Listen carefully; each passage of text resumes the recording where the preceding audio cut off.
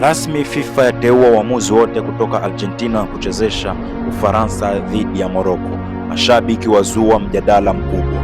Je, hii ni bahati mbaya au uamuzi utakaoendelea kuibua maswali duniani?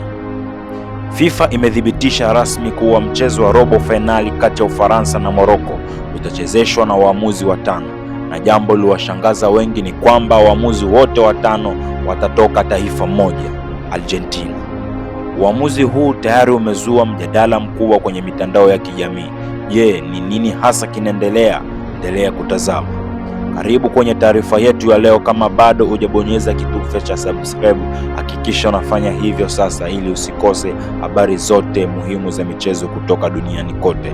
Shirikisho la soka duniani FIFA limetangaza rasmi majina ya waamuzi watakaochezesha mchezo wa robo fainali wa kombe la dunia 2026 kati ya Ufaransa na Morocco utakaochezwa Julai 9. Kilichovuta hisia za mashabiki wengi si tu uteuzi wa waamuzi hao, bali ukweli kwamba wote watano ni raia wa Argentina.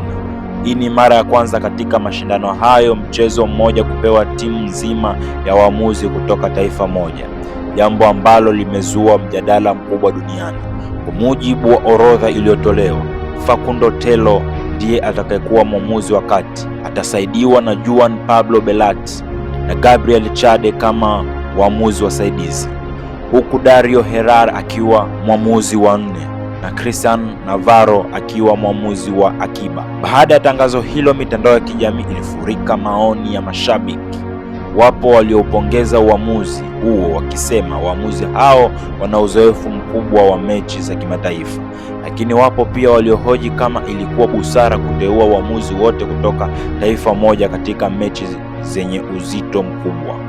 Mjadala huo umeongezeka kutokana na ukweli kwamba Argentina bado himo kwenye mashindano, huku Ufaransa ikitajwa kuwa miongoni mwa timu zinazokuwa wapinzani wake katika hatua zinazofuata.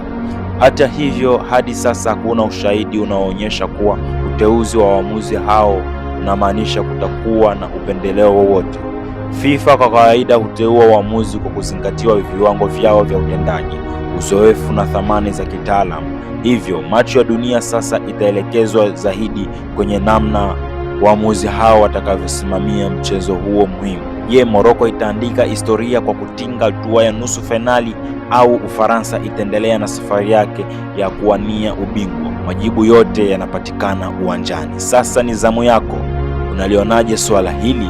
Je, unaona ni sahihi kwa waamuzi wote wa mchezo mmoja kutoka katika taifa moja? FIFA ilipaswa kuchagua waamuzi kutoka mataifa tofauti ili kuondoa mjadala? Andika maoni yako kwenye sehemu ya comment. Usisahau kulike video hii na kushare na kusubscribe kwenye channel yetu kwa habari mpya za michezo kila siku.